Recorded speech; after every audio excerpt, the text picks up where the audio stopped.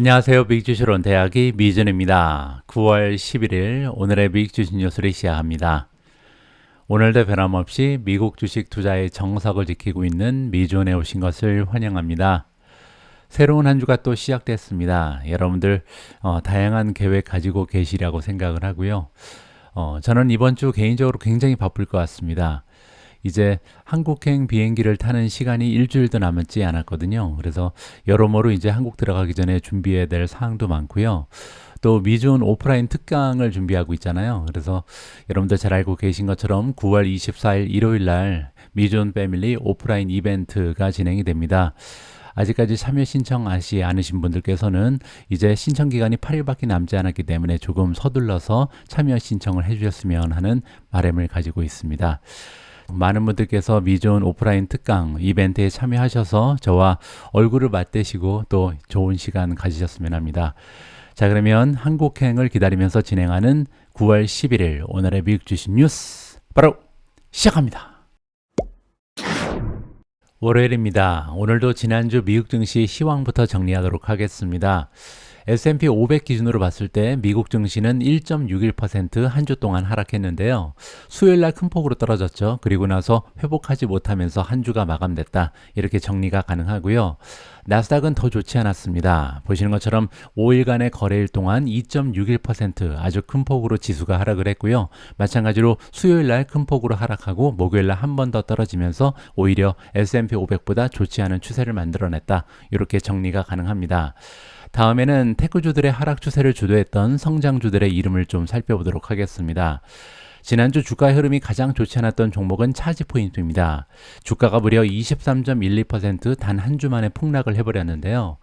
여기에는 이제 여러 가지 이유가 있겠죠. 어닝 결과도 있었고 특히 주목할 만한 부분은요. 테슬라가 충전 사업 관련해서 굉장히 커다란 뉴스가 많이 보도가 됐죠. 따라서 차지포인트 입장에서는 굉장히 좋지 않은 주가를 만들어낼 수밖에 없었다. 이렇게 정리가 가능하고요. 두 번째로 주가의 차트 흐름이 좋지 않았던 종목은 포트로닉스입니다. 17.32%나 한 주 만에 주가가 하락을 했고요.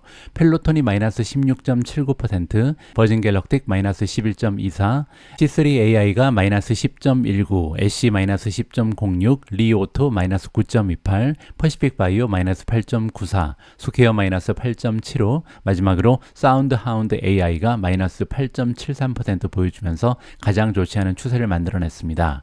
반면 지난주에 이렇게 하락 추세를 견뎌내면서 주가가 올라간 종목이 몇 개 있는데요. 가령 UiPath 같은 경우는 16.3%나 주가가 급등을 했고요. 아이온큐도 좋았습니다. 10.45% 추가적으로 주가가 상승하는 좋은 추세를 이어나갔고요. 최근에 S&P 500 합류 소식이 들렸던 에어비앤비 역시도 9.9% 급등하는 추세를 기록했습니다.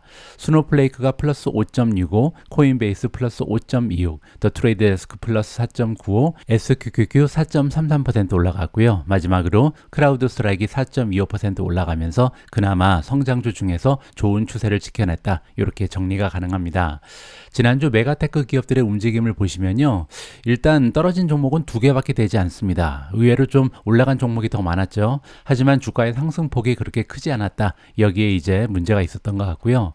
마이크로소프트가 플러스 1.71% 보여주면서 가장 좋았고요. 테슬라가 플러스 1.42, 넷플릭스 플러스 0.66, 메타 플러스 0.51, 구글 플러스 0.29, 아마존 플러스 0.08. 반면 두 종목이 떨어졌는데요. 하락폭이 좀 컸습니다. 애플이 마이너스 5.95, 엔비디아가 6.05% 떨어지면서 가장 좋지 않은 추세를 만들어냈다. 이렇게 보시면 되고요. 따라서 지난주 미국 증시의 하락 추세는 첫 번째로 애플이 주도를 했다. 이렇게 보시면 되고요. 중국 쪽에서 이제 규제 문제가 불거지면서 좋지 않은 추세를 만들어냈고요. 두 번째로 AI 상승 추세가 조금 꺾이는 모습을 보였다. 그러면서 이제 AI 대장주인 엔비디아가 떨어지면서 나머지 성장주들도 좀 힘을 쓰지 못했다. 이렇게 정리가 가능할 것 같습니다. 오늘 첫 번째로 준비된 기사는 캐탈리스트 와치입니다. 이번 주 미국 증시 향방을 결정할 수 있는 그리고 개별 종목들의 주가 흐름을 지배할 수 있는 커다란 캐탈리스트를 정리해 보도록 하겠습니다. 먼저 오늘 월요일을 보시면요. 비교적 조용한 날입니다. 한 가지 주목할 만한 부분은 포티넷인데요. 사이버 보안 기업이죠. 1년에 한 번씩 개최하는 시큐리티 서밋이 개최가 됩니다. 따라서 포티넷이 사이버 보안 관련해서 커다란 업데이트를 발표하게 되면 주가가 상승할 수 있는 여지가 있다. 이렇게 보시면 되고요. 화요일, 내일 같은 경우는 중요한 일이 좀 있습니다. 3일짜리 세일즈포스의 드림포스 컨퍼런스가 개최가 되거든요. 따라서 세일즈포스 역시도 이번 이벤트를 통해서 주가의 상승을 한번 기대해 볼 수 있다. 이렇게 보면 되고요. 나이키 역시도 애뉴얼 미팅이 있습니다. 나이키는요, 제가 이제 방송에서 자주 다루진 않지만 최근 들어서 주가의 흐름이 가장 좋지 않은 종목 중에 하나거든요. 과연 이번 연간 행사를 통해서 주가의 상승 추세를 만들어낼 수 있을지 많은 투자자들의 관심이 몰려 있고요. 다음은 애플인데요. 화요일날 애플이 드디어 새로운 아이폰을 출시합니다. 아이폰 15이죠. 최근 들어서 이제 여러분들 잘 알고 계신 것처럼 애플은 중국 리스크가 굉장히 불거졌죠. 뭐 공무원뿐만 아니라 공영 기업에서 일하고 있는 모든 직원들이 애플의 아이폰을 사용할 수 없다. 뭐 이러한 좀 규정이 나오고 있잖아요. 따라서 심하게 주가가 흔들리는 중인데 과연 아이폰 15이 이런 상황을 극복하고 좋은 추세를 만들어낼 수 있을지 많은 투자자들의 관심이 쏠리고 있고요. 애플의 주가 향방은 향후 이제 미국 증시 전반적인 분위기에도 굉장히 중요한 역할을 한다는 점에서 이번 아이폰 15의 출시는 굉장히 중요하다. 이렇게 말씀드릴 수가 있겠습니다. 다음은 수요일입니다. 9월 13일이죠. 수요일 역시도 굉장히 커다란 이벤트가 하나 있는데요. 미국의 세네이트, 상원을 얘기하죠. 상원에서 AI 인사이트 포럼을 갖습니다. 이번 포럼은요, 사실 아직까지 인공지능 관련해서 구체적으로 법령이 지정된 게 없잖아요. 규제를 해야 되는데 어떻게 규제해야 될지 아직 정부 기관에서도 제대로 파악이 되지 않죠. 따라서 이번에 인공지능 관련된 여러 기업의 CEO를 모셔다 놓고 과연 앞으로 우리가 인공지능을 어떻게 규제하면 되는지 이 부분에 대한 포럼이 열린다. 이렇게 보시면 됩니다. 참가자들이 쟁쟁합니다. 여기 보시면요. 오픈 AI의 CEO인 샘 올트만이 들어가고요. 엔비디아 CEO인 젠슨 황, 다음은 IBM의 CEO인 알빈드 크리시나가 나오고요. IBM은 여러분들 참고로 AI, 인공지능 관련해서 특허가 가장 많은 기업이 바로 IBM입니다. 그래서 이제 초청을 받았다고 보시면 되고요. 마이크로소프트의 CEO인 사티아 나델라, 마이크로소프트의 코어 파운더인 빌 게이츠도 이번에 참석하는 것 같고요. 메타 플랫폼즈의 CEO인 마크 저커버그, 마지막으로 테슬라의 CEO인 일론 머스크. 따라서 인공지능 관련된 거물들이 참석해서 정부 관계자들과 대화를 나눈다, 포럼을 갖는다, 이렇게 정리가 가능합니다. 자, 그리고 굉장히 중요한 이벤트가 수요일날 준비가 되어 있는데요. 바로 컨슈머 프라이스 인덱스입니다. 우리가 줄여서 CPI라고 부르는 거죠. 소비자 물가 지수가 발표 예정에 있는데요. 지금 현재 시장의 기대치는요. 지난달에 비해서 0.5% 상승했을 것이다. 이렇게 지금 보고 있고요. 작년 대비해서는 플러스 3.6%를 내다보고 있습니다. 다음으로 코어 CPI, 근원 CPI를 보시면요. 지난달에 비해서 0.2% 올라갈 것으로 예상이 되고 있고요. 작년 대비해서는 3.3% 올라갈 것으로 전망이 나오고 있습니다. 따라서 여기 시장 전망에 비해서 어떤 수치가 실제로 나타나느냐에 따라서 미국 증시가 흔들릴 수 있다. 아니면 급등할 수도 있다. 조심스럽게 우리가 예측을 해볼 수가 있는 거죠. 다음은 목요일입니다. 목요일 날 주목할 만한 어닝이 하나 있는데요. 어도비가 어닝을 발표하는 날이다. 이렇게 보시면 될 것 같고요. 자, 목요일 날도 굉장히 중요한 이벤트 하나가 있습니다. 바로 암이 상장하는 날이거든요. 따라서 드디어 암이 미국의 나스닥 시장에서 거래가 시작되는 날이 목요일이다. 이렇게 보시면 되고요. 현재 기대되고 있는 거래가는 47에서 51달러 정도가 나와 있는데요. 과연 상장하고 주가의 흐름이 어떻게 펼쳐질지 많은 관심을 가지고 지켜보면 좋을 것 같습니다. 자, 목요일 날은요. 오거스트, 따라서 8월 달에 리테일 세일즈 레포트가 발표가 됩니다. 지금 현재 미국 경제가 리세션에 빠질 것인가, 빠지지 않을 것인가 많은 투자자들이 관심을 가지고 있잖아요. 따라서 8월 달에 리테일 세일즈 레포트는 굉장히 중요합니다. 지금 시장에서는요. 0.1% 정도 증가했을 것이다. 따라서 마이너스 성장이 아니라 지난달에 비해서 리테일이 활성화됐을 것이다. 이렇게 보고 있는데요. 사실 7월 달에는 6월 달에 비해서 리테일 세일즈가 0.7% 상승한 바가 있거든요. 따라서 상승 추세가 다소 둔화될 것이다. 하지만 그럼에도 불구하고 지난달에 비해서 마이너스는 보이지 않을 것이다. 이러한 기대감을 가지고 있는 것으로 파악이 가능합니다. 자, 마지막으로 8시 반에 우리가 보통 생산자 물가지수라고 부르는 PPI죠. PPI 역시도 지금 발표 예정에 있습니다. 따라서 이번 주에는요. 소비자 물가지수, 생산자 물가지수, 거기에 8월 달에 리테일 세일즈, 굉장히 굵직굵직한 경제 수치가 많이 발표되면서 주식시장의 향방을 결정하게 된다. 이렇게 이해하시면 좋을 것 같습니다. 잠깐 여러분, 최대 77만 원을 받을 수 있는 정보를 소개해 드리겠습니다.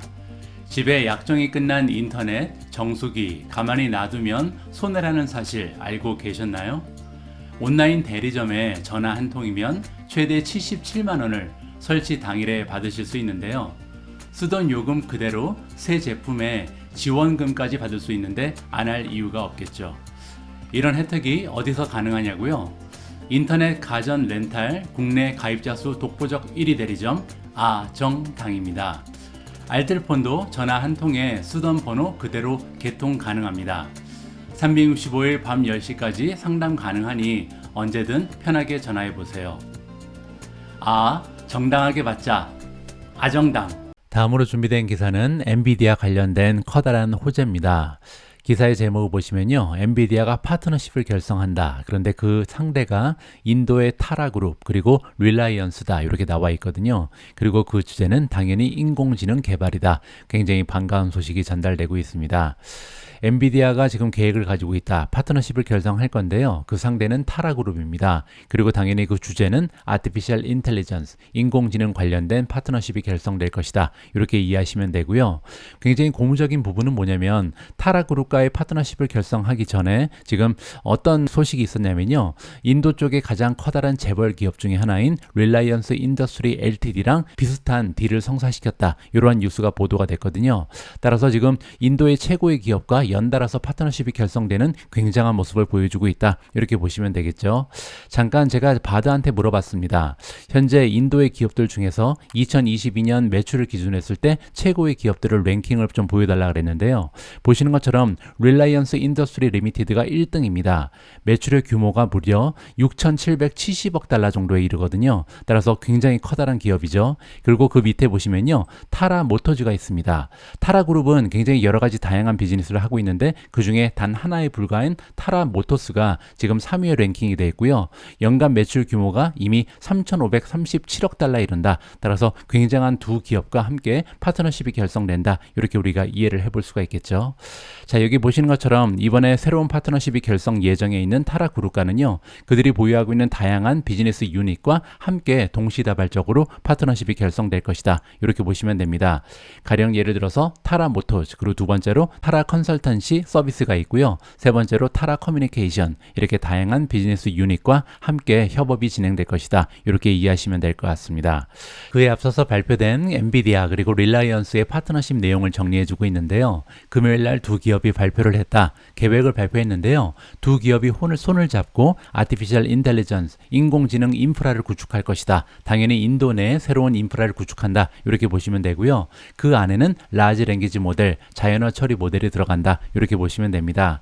이 두 기업이 힘을 합쳐서 인도 쪽에 AI 인프라를 구축하고 호스트를 할 것이다. 이렇게 나와 있는데요. 지금 계획에 따르면 전체 파워 캐퍼시티가 무려 2000메가와트에 이른다. 따라서 엄청난 규모의 인공지능 인프라를 구축한다. 이렇게 우리가 이해를 해볼 수가 있겠죠. 자, 이번에 엔비디아 그리고 릴라이언스가 힘을 합쳐서 어떤 인프라를 구축하냐면요. 인도어로는 지금 자연어 처리 모델이 제대로 만들어지지 않고 있는 상황입니다. 따라서 두 기업이 힘을 합쳐서 이제는 전 세계에서 가장 인구가 많은 나라가 인도잖아요. 따라서 인도어를 가지고 자연어 처리 모델을 구축하고 훈련시킨다. 이렇게 이해하시면 좋을 것 같습니다. 자, 따라서 이번 기사 내용에 따르면요. 엔비디아의 새로운 기회가 창출되는 것이 아닌가 이러한 기대감이 올라가는 거죠. 최근 들어서 중국 규제에 따라서 엔비디아도 약간의 타격을 받지 않을까 이렇게 걱정이 되고 있었는데요. 다행히 새로운 시장이 인도에 지금 진출이 가파르게 진행되고 있다. 따라서 엔비디아의 성장은 계속될 수 있다. 긍정적으로 해석이 가능할 것 같습니다. 바로 앞의 기사를 통해서는 엔비디아가 그들의 또 하나의 잠재적인 시장, 인도 진출을 가속화하고 있다는 굉장히 긍정적인 소식을 살펴봤는데요. 이번에는 엔비디아를 비롯한 여러 가지 미국 테크 기업들이 또 다른 시장을 열고 있다라는 반가운 소식을 전달해 드릴 수 있을 것 같습니다. 아마 여러분들 한국의 매체를 통해서 잘 알고 계실 텐데요. 최근에 바이든 대통령이 베트남에 방문하고 있죠. 그러면서 굉장히 커다란 딜이 성사가 됐습니다. 베트남을 전략적인 동맹국으로 이번에 선정을 한 것 같은데요. 굉장히 좀 커다란 의미가 있습니다. 왜냐하면 지금 현재 베트남과 전략적인 동맹을 맺고 있는 나라는 단 4개에 불과하거든요. 첫 번째가 우리나라죠. 한국, 그리고 중국이 있고요. 또 하나는 인도, 마지막으로 러시아입니다. 그런데 여기에 미국이 합류하게 된다. 그 얘기는요. 앞으로 이제 미국과 베트남의 관계가 굉장히 급진적으로 발전하면서 그 안에서 여러 가지 기업들이 수혜를 입을 수 있다. 이렇게 우리가 기대를 해볼 수가 있죠. 자, 그러면 이번 기사를 통해서 과연 어떤 미국 테크 기업들이 베트남 진출에 교두보를 확보하고 있는지 자세히 한번 살펴보면 좋을 것 같습니다. 이그제큐티브, 경영진을 얘기하는 거죠. 미국 그리고 베트남의 최고의 기업들의 경영진이 이번에 만남을 가지게 된다. 그리고 이 기업들은요, 어떤 섹터에 속하고 있는 기업들이냐면 먼저 반도체 기업들, 두 번째 테크 기업, 마지막으로 에비에이션, 항공산업에 관련된 기업들의 경영진이 월요일날 미팅을 갖는다. 이렇게 보시면 됩니다. 그래서 이들이요, 비즈니스 파트너십을 결성할 가능성이 높아지고요. 그 안에는 AI 파트너십도 포함이 돼 있다. 이렇게 지금 우리가 이해를 해볼 수가 있겠습니다. 자, 그리고 가장 궁금한 부분, 어떤 기업들이 참여를 하는지 여기 나와 있는데요. 굵직굵직한 기업의 이름이 많이 들어가 있습니다. 먼저 구글이 나오고요. 두 번째 인텔, 암코, 마벨 테크놀로지, 글로벌 파운드리, 보잉이 보이고요. 자, 이 기업들이 베트남에 있는 가장 커다란 기업들과 만남을 가지면서 파트너십을 결성할 수 있는 가능성이 열려진다. 이렇게 보시면 되겠죠. 베트남 쪽에서도 굉장히 유명한 기업들이 한 10개 이상 참여를 하는 것으로 나와 있는데요. 그 중에는 나스닥에 상장돼 있는 카메이커, 전기차 관련된 기업이죠. 빈파스트도 참여를 하고 있다. 이렇게 보시면 될 것 같습니다. 빈파스트는 여러분들 참고로요. 최근에 주가 흐름이 굉장히 좋지가 않습니다. 한 달 동안 주가가 얼마나 빠졌냐면요. 16.5% 그리고 지난 5일 동안 41.5%나 주가가 폭락한 종목이거든요. 따라서 이번 미팅을 통해서 주가가 잠깐 반등할 가능성도 있다. 이렇게 기대를 해볼 수가 있겠죠. 자, 어쨌든 이번에 미국과 베트남이 전략적 동반자 관계가 구축이 되면서 엄청나게 많은 미국 기업들이요. 베트남 기업들과 파트너십을 결성할 기회가 주어졌다. 이렇게 우리가 이해를 해볼 수가 있는데요. 화이트하우스, 그래서 백악관이 이미 여러 개의 딜을 언베일했다. 이 얘기는 이제 자랑을 했다는 거죠. 우리 덕분에 이런 기업들이 베트남 기업과 파트너십을 결성하고 있다. 이렇게 자랑한 부분이 있는데요. 일단 마이크로소프트가 등장합니다. 마이크로소프트 같은 경우는 베트남 환경에 어울리는 맞춤형 AI 베이스 솔루션을 제공하게 될 것이다. 이렇게 나와 있고요. 물론 이번 기회를 통해서 베트남뿐만 아니라 여러 가지 다양한 동남아를 비롯한 이 신흥국가의 관계를 구축하겠다. 이것이 이제 마이크로소프트의 하나의 야망이다. 이렇게 보시면 되겠죠. 엔비디아도 등장합니다. 엔비디아 역시도 베트남의 대표적인 기업들, 가령 FPT라든지 비에텔 그리고 빈그룹이 등장을 하는데요. 빈그룹 같은 경우는 바로 앞에서 우리가 살펴봤던 빈페스트의 모기업이다. 이렇게 보시면 되고요. 이런 기업들과 함께 인공지능 구축에 힘을 쓸 것이다. 파트너십이 결성될 것이다. 이렇게 보시면 되겠죠. 자, 그뿐만이 아닙니다. 백악관이 자랑하기를 다음과 같은 반도체 기업 역시도 베트남에 투자를 시작할 것이다 라고 나와 있는데요. 마벨 테크놀로지 그리고 시놉시스가 나옵니다. 이 두 기업은 베트남 내에 칩 디자인 센터를 만들게 될 것이다 라고 홍보하고 있고요. 다음은 엠코어고요. 엠코어 역시도 반도체 공장을 하노이 근처에 만들게 된다. 16억 달러 정도의 가치가 있는 것으로 나와 있고요. 조립, 패키징 그리고 반도체 검사까지 모두 시행할 수 있는 그런 공장이 들어서게 된다. 이렇게 보시면 됩니다. 마지막으로 이제 대표적인 기업 인텔이 나오는데요. 인텔 역시도 15억 달러 정도를 베트남에 투자하면서 어셈블링 플랜트니까 역시 반도체 조립을 위한 제조 공장이 들어서게 된다. 이렇게 보시면 되고요. 인텔 입장에서도 지금 전 세계에서 가장 커다란 규모의 투자가 될 것이다 라고 나와 있습니다. 따라서 이번에 베트남과 미국의 관계가 개선되면서 미국 기업들 입장에서는 엄청난 기회를 맞이하게 됐다. 이렇게 우리가 기대감을 올려볼 수가 있을 것 같습니다.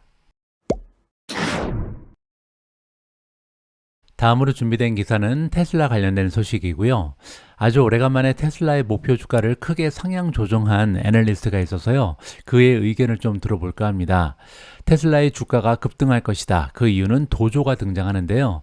도조는 이제 여러분들 알고 계신 것처럼 테슬라가 개발한 슈퍼컴퓨터다. 이렇게 보시면 되겠죠. 어떤 얘기인지 한번 읽어보도록 하겠습니다. 테슬라의 도조 슈퍼컴퓨터가 아마도 500빌리언 정도를 더해줄 것이다. 500빌리언이면 5천억 달러죠. 자, 이거 5천억 달러를 어디에 더하냐면 테슬라가 가지고 있는 마켓 밸류, 시가총액을 얘기합니다. 따라서 이 얘기는 지금 현재 시가총액에서 한 60% 정도를 추가적으로 만들어줄 수 있다. 도조 컴퓨터 하나만 가지고도 이 정도의 가치가 있다. 이렇게 지금 얘기하는 거죠. 모간 스탠리 애널리스트의 의견이고요. 계속 읽어봐야 될 것 같습니다. 도조 컴퓨터가 지금 오픈업하고 있다. 기회를 창출하고 있다. 새로운 기회를 열고 있다. 이렇게 얘기하죠. 뉴 애드러스블 마켓은요. 하나의 비즈니스 시장을 개척하고 있다. 이렇게 얘기하고 있습니다. 그리고 지금 어떤 거랑 비교를 하고 있냐면요. 아마존닷컴. 원래는 이제 아마존은 이커머스 기업이었죠. 그런데 AWS라는 새로운 비즈니스 모델을 개발하면서 새로운 수익원을 창출하기 시작했죠. 따라서 이 정도의 가치가 있는 새로운 시장이 열리고 있다. 테슬라는 새로운 시장에 진출하고 있다. 지금 그렇게 얘기하고 있습니다. 애널리스트 이름이 나오는데요. 첫 번째 아담 조나스, 두 번째는 다니엘라라는 보조 애널리스트 이름이 나옵니다. 다니엘라는 아직 기록이 없는 것 같고요. 아담 조나스의 성적을 잠깐 보여드리면요. 여기 나와 있는 것처럼 8,561명의 월가 전문가 중에 946위에 랭크가 되어 있습니다. 따라서 탑 11%, 한 11% 정도에 속하는 그래도 유능한 전문가다 이렇게 볼 수가 있고요. 과거 1년간의 성적은 그냥 그렇습니다. 석세스 레이트는 50%, 따라서 두 개를 선택하면 하나 정도는 맞고 하나는 맞지 않는다 이렇게 볼 수가 있고요. 에버리지 리턴 1년의 수익률도 6.4%로 비교적 소박한 편이다. 이렇게 평가가 가능할 것 같습니다. 자, 어쨌든 아담 조네스가 이번에 왜 이렇게 긍정적인 얘기를 하는지 한번 계속 읽어봐야 할 것 같습니다. 자, 원래는요. 아담 조나스 같은 경우는 보유 의견을 주고 있었습니다. 따라서 테슬라에 대한 가치 평가가 약간 달라졌다. 이 부분을 우리가 눈치를 챌 수가 있는 거고요. 그리고 또한 이번에 목표 주가도 엄청 올렸는데요. 향후 12개월 동안 250에서 400까지 올라갈 수 있다. 따라서 원래는 이 테슬라에 대해서 보유 의견 그리고 250이라는 그냥 그런 목표 주가를 설정하고 있었는데 갑자기 매수로 바꾸고 또한 목표 주가 역시도 400으로 상향 조정했다. 이렇게 우리가 이해를 해볼 수가 있겠죠. 자, 이렇게 아담 조나스의 의견이 갑자기 바뀐 이유는요. 슈퍼컴퓨터 도조라고 지금 나와 있는데요. 도조는 여러분들 잘 알고 계신 것처럼 엄청나게 많은 데이터를 처리할 수 있는 능력을 가진 컴퓨터다. 이렇게 보시면 되고요. 자, 이렇게 엄청난 데이터를 처리하면서 무엇을 하고 있냐? 지금 테슬라의 드라이빙 시스템을 훈련시키고 있다. 이 얘기는 자율주행 시스템을 구축하고 있다. 이렇게 보시면 됩니다. 따라서 앞으로 다가오는 미래에는요. 이 도조 컴퓨터가 구축하고 있는 자율주행 시스템이 엄청나게 많은 이익을 줄 것이다. 어드밴티지라는 것은 다른 기업과 비교했을 때 유리한 점을 얘기하거든요. 따라서 테슬라가 자율주행 때문에 엄청나게 이점을 얻을 것이다. 이렇게 얘기하고 있고요. 자율주행 시스템의 규모는 지금 현재 시장 규모가 무려 10 트릴리언이다. 10조 달러의 가치가 있는 것이 바로 자율주행 시장이다. 이렇게 얘기하고 있는 거죠. 그런데 거기에서 다른 기업이 따라올 수 없는 엄청나게 유리한 입지를 다지고 있다라고 설명이 가능할 것 같습니다. 그리고 앞으로 다가오는 미래에 테슬라의 주가를 움직일 수 있는 하나의 역할을 이 자율주행이 할 것이다. 소프트웨어 그리고 서비스 매출에서 엄청난 향상이 기대된다. 이렇게 지금 평가를 해주고 있는 거죠. 자, 우리 투자자 입장에서는요. 테슬라의 다음 버전 풀 셀프 드라이빙을 올해 말까지는 기대하고 있다. 따라서 조만간 테슬라가 새로운 버전의 FSD를 출시할 것이다. 이렇게 지금 시장에서는 기대를 하고 있다는 거죠. 테슬라는 계속해서 언급을 해왔다. 도조에 대해서 많은 홍보를 해왔죠. 도조가 얼마나 월등한 능력을 가지고 있는지 AI 쪽에서 그리고 셀프 드라이빙 테크놀로지 쪽에서 얼마나 앞서 나가고 있는지 많은 이야기를 한 바가 있습니다. 그리고 올해 7월 달에는요. CEO인 일론 머스크가 뭐라고 얘기했냐면 앞으로 다가오는 미래에 인 1 빌리언 10억 달러 정도를 앞으로 2024년 말까지 계속해서 이 프로젝트에 투여하겠다. 따라서 이쪽이 우리 기업이 나아갈 방향이다. 가장 중요한 프로젝트다. 이렇게 우리한테 넌지시 이야기를 했다. 이렇게 이해하시면 될 것 같습니다. 아담 조나스가 마지막에 이렇게 정리를 해주고 있습니다. 우리가 계속해서 도조를 살펴보면 살펴볼수록 우리가 지금 깨닫게 된다. 어떠한 것을 깨닫게 되면요. 현재 테슬라의 주가가 얼마나 언더 어프리시에이트 되어 있는지 지금 저평가 받고 있는지 다시 한번 깨달을 수 있는 그런 기회가 되고 있다. 따라서 도조의 능력을 생각해 볼 때 테슬라는 지금 현재 저평가된 기업이다. 이렇게 평가를 해주고 있습니다. 최근에 인공지능 얘기할 때 빠지지 않는 기업이 하나 있는데요. 바로 메타입니다. 메타가 인공지능의 다크호스다. 이런 느낌을 계속해서 강화시키고 있는데요. 이번에도 메타 관련해서 굉장히 커다란 뉴스가 보도가 되고 있습니다.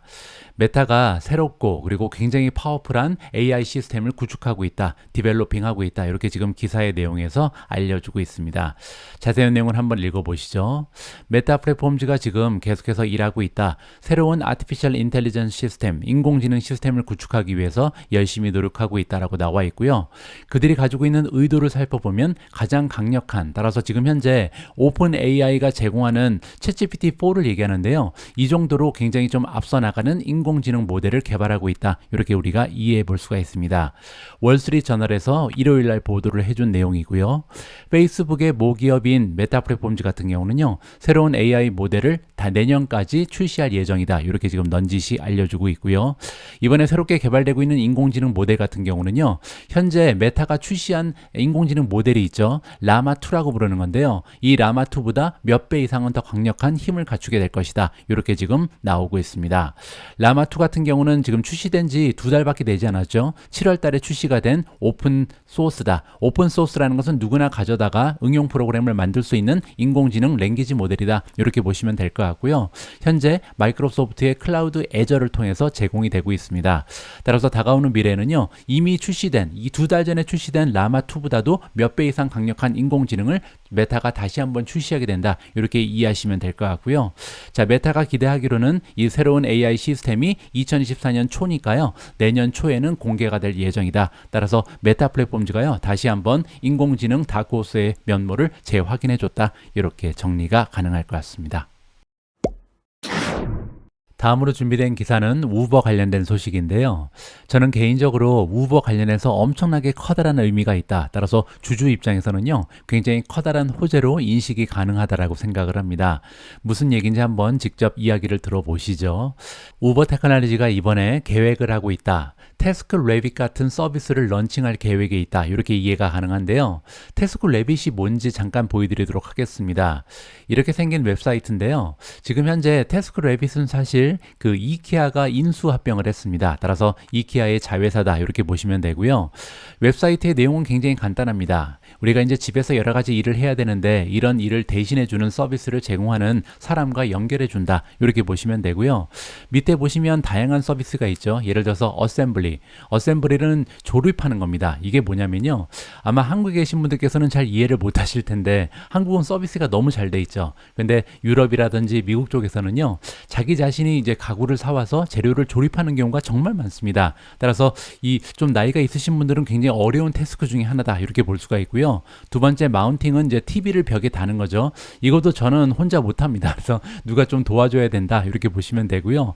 홈 리페어. 간단한 이제 집수리 같은 경우는 사실 유럽 사람들도 그렇고 미국 사람들도 그렇고 직접 하는 경우가 굉장히 많거든요. 이것도 이제 전문가의 손길이 아닌 이 도와주는 사람의 역할을 필요로 한다. 이렇게 보시면 되고요.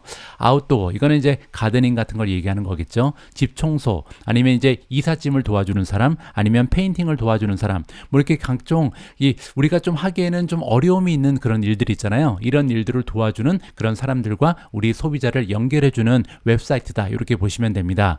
자, 그런데 이런 기능을 우버가 지금 만들고 있다. 이렇게 우리가 이해해 볼 수가 있겠죠. 따라서 지금 현재로는요. 그냥 드라이빙, 따라서 차량 공유 서비스, 음식 배달 서비스 이게 이제 두 개의 가장 커다란 부분이잖아요. 근데 그 이상으로 다양한 기능이 탑재된 슈퍼 앱으로 거듭날 준비를 하고 있다. 이렇게까지 우리가 확대 해석을 해볼 수가 있겠습니다. 자, 잠재적으로 미래에 제공될 수 있는 이 서비스의 이름까지 나와 있는데요. 초라고 나와 있죠. 따라서 초라는 뜻이 뭐냐면요. 집안일인데 하기 귀찮은 일을 얘기합니다. 그런 걸 도와줄 수 있는 사람을 찾는 서비스다. 이렇게 보시면 되고요. 자, 정식적으로 지금 우버가 발표한 내용은 아닙니다. 여기 나와 있는 것처럼 지금 우버의 아이폰 앱을 보니까요. 이 코딩이 숨어 있었다. 따라서 이런 애플리케이션의 기능이 추가되고 있는 것을 우리가 발견해 볼 수가 있었다. 이렇게 이해해 볼 수가 있고요. 자, 이 코딩을 자세히 들여다보니까 어떤 내용이 숨어 있었냐면요. 일단 태스커라는 것은 이제 누가 도와주는 사람을 얘기하는 거죠. 이 도와주는 사람은 1시간 단위로 하이어를 할 수 있다. 고용을 할 수 있다는 거죠. 그리고 또 한 가지 발견할 수 있는 부분은요. 구체적으로 어떤 일을 도와줘야 하는지 여기에 대해서 카테고리가 정해져 있다. 이렇게 보시면 되고요. 얼마나 오랫동안 서비스를 필요로 하는지 그리고 언제 도착했으면 좋은지 이런 거를 결정할 수 있는 기능이 숨어져 있다. 이렇게 이해해 볼 수가 있겠습니다. 자, 그리고 애플리케이션에서는 코스트를 결정하게 된다. 따라서 이 일을 위해서 얼마나 많은 시간이 필요하냐에 따라서 요금이 책정이 된다. 이렇게 이해하시면 될 것 같습니다.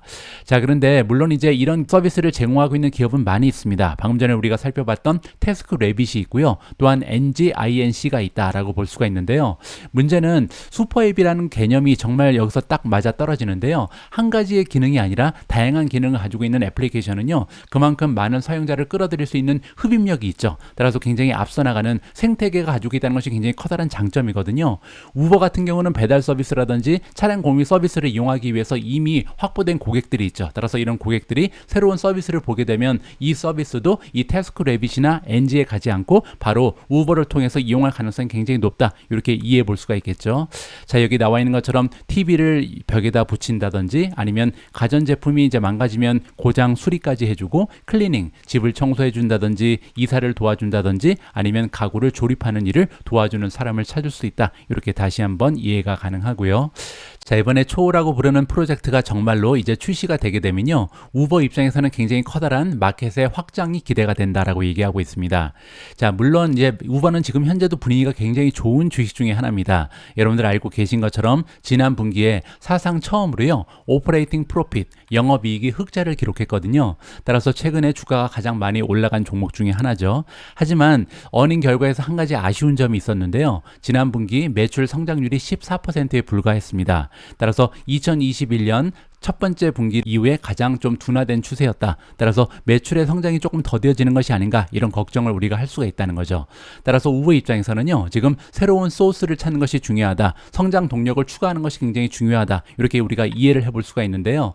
마침 이렇게 이 초라는 새로운 프로젝트가 만약에 시작이 된다면 우버의 매출의 성장을 가속화될 수 있는 멋진 하나의 프로젝트가 될 수 있다. 새로운 수입원이 될 수 있다. 이렇게 기대감을 높여볼 수가 있을 것 같습니다. 최근에 이제 우버의 코딩을 통해서 확인된 내용이 하나 더 있다라고 설명을 하고 있는데요. 바로 챗봇입니다. 우버는 지금 현재 이 아티피셜 인텔리전스로 구동되는 챗봇을 구동할 예정에 있다. 조만간 출시 예정에 있고요. 그렇게 되면 좀 더 빠르게 그리고 정확하게 우버 이트의 서비스를 제공할 수 있게 된다. 그리고 이 부분은 이미 CEO가 확인을 해줬습니다. 따라서 코딩에 나와 있는 것은 어느 정도 좀 신빙성이 있다. 따라서 다가오는 가까운 미래에 우버가 새로운 비즈니스 모델, 즉 초호를 출시할 가능성이 높다. 이렇게 기대를 가질 수가 있을 것 같습니다. 오늘 마지막으로 전달해드릴 기사는 TSMC의 8월 매출 실적입니다. 여러분들 잘 알고 계신 것처럼 TSMC는 매달 그들의 매출이 어떤 추세를 보이고 있는지 발표를 해주거든요. 자, TSMC의 매출 실적을 보면서 지금 반도체 섹터가 앞으로 다가오는 미래에 어떤 모습을 보이게 될지 짐작할 수 있는 소중한 지표가 될 것 같습니다. 잠깐 살펴보시죠. 타이완 세미컨덕터가 이번에 먼슬리 세일즈니까요, 한 달에 얼마나 많은 매출을 올렸는지 8월에 대한 실적을 발표했습니다. 그런데 굉장히 다행스러운 부분은요, 7월 달에 비해서 소폭으로 상승하는 추세를 만들어냈다. 이렇게 발표가 되고 있잖아요. 자, 8월 달에 매출은 현재 188.69 빌리언 달러인데 이거는 대만 달러입니다. 따라서 미국 달러로 환전을 해보면 5.89 빌리언 정도를 찍었다. 그렇게 되면요, 지난달에 비해서 6.2%나 급상승했습니다. 앞에서는 별로 올라가지 않은 것처럼 얘기했는데요. 사실 전달에 비해서 6.2%면 나쁘지 않은 실적이죠. 하지만 지난해에 비해서는 아직까지 13.5% 하락해 있는 추세다. 따라서 굉장히 어려운 시기를 보내고 있는 것은 사실입니다. 하지만 그럼에도 불구하고 전달에 비해서 6.2% 올라갔다. 긍정적으로 저는 해석을 하고 싶고요. 아까 잠깐 말씀드린 것처럼 TSMC의 실적을 보면서 우리가 다양한 반도체 기업들의 미래를 좀 예견해 볼 수가 있거든요. 여기 나와 있는 것처럼 TSMC 같은 경우는 애플, AMD, 엔비디아 등 다양한 최고의 반도체 기업들을 위해서 칩을 만드는 기업이다. 이렇게 우리가 이해를 해볼 수가 있고요. 자, 이번 표를 보시면 지금 현재 TSMC의 매출 현황이 어떤지 한눈에 이해가 가능합니다. 보시는 것처럼 사실 바닥을 보시면 저점은 3월, 4월이었죠. 145, 147을 기록했었고요. 그리고 이제 5월 달부터 굉장히 좋은 추세를 만들어내나 기대를 했었는데 다시 한번 떨어집니다. 그래서 더블 딥을 만들어냈고요. 그리고 7월 달에 회복하고 지금 8월 달에 올해 들어서 두 번째로 좋은 실적이 발표가 됐거든요. 따라서 아직까지는 작년 대비 마이너스 13.5%에 불과하지만 그럼에도 불구하고 이제 정말로 바닥을 찍고 반도체 섹터가 올라가는 중인가 보다. 이제는 상승할 일만 남았다. 이렇게 좀 기대감을 올려볼 수 있는 좋은 내용이었습니다. 9월 11일 보내드린 오늘의 미국 주식 뉴스는 여기까지입니다. 새롭게 시작되는 주의 첫 번째 날이라서 많이 바쁘실 텐데 오늘 방송도 마지막까지 시청해 주셔서 감사합니다. 이제 시작되는 새로운 한 주 여러분들 긍정적으로 그리고 생산적으로 가꾸어 나가시기 바랍니다. 저는 내일 여러분들 투자 활동에 도움될 수 있는 다양한 정보 또 모아서 인사드릴 수 있도록 하겠습니다. 우리 모두가 미국 주식 투자로 은퇴하는 그날까지 다 함께 화이팅입니다. 행복한 하루 되세요. 감사합니다.